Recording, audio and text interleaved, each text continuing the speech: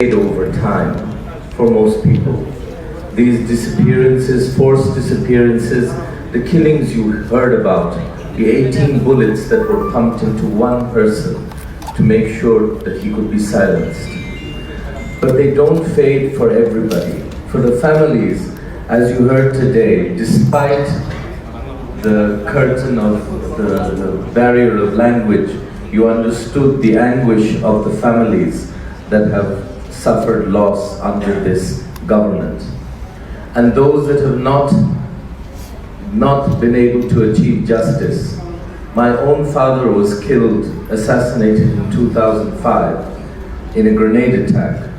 And it has been 17 years, 14 of which about 13 years have been under this government, and we have failed to get a proper investigation into his killing, for reasons that some people have not understood yet, but most people have figured out. The rule of law has disappeared in this country under a criminal regime that has stayed in power through a rigged election and the force of the police and other agencies. It is like a flesh-eating dragon on the body of Bangladesh. It is a dragon which has got toothache now because of the sanctions, but that's all. It's just toothache. The real body of the dragon has not been attacked, and their crimes continue and will continue, and we will fail to get justice until we deal with this dragon effectively.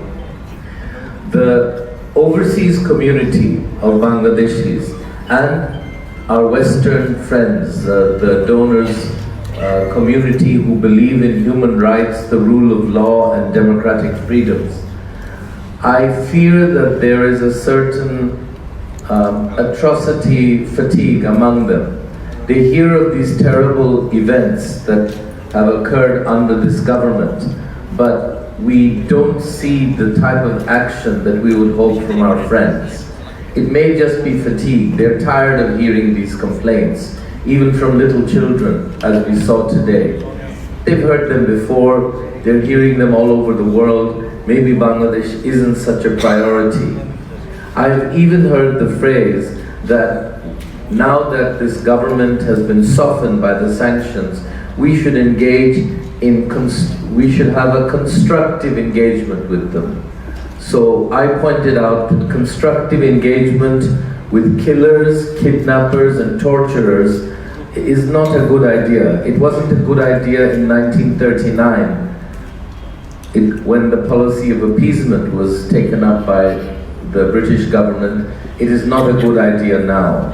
The rule of law must be re-established in this country, and it can never happen as long as this Sheikh Hasina Wazir and her brutal criminal government remain in power. It is not possible. The crimes they have committed, they wish to hang on to power because the crimes they have committed are so terrible that they do not want to be held to account. They cannot be held to account because so many of them will go to the gallows for their crimes. That's the problem.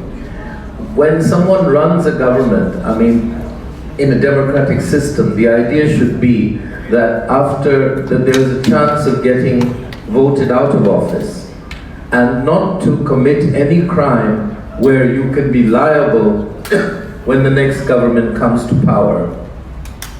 This government has decided it will remain in power forever and it will brutalize this country to make sure that those who have committed the crimes will be able to escape to other countries or escape justice altogether, due to the passage of time. What is important now is to unite against this government and throw them out. There is no middle path of compromise, negotiation, or constructive engagement. Thank you very much.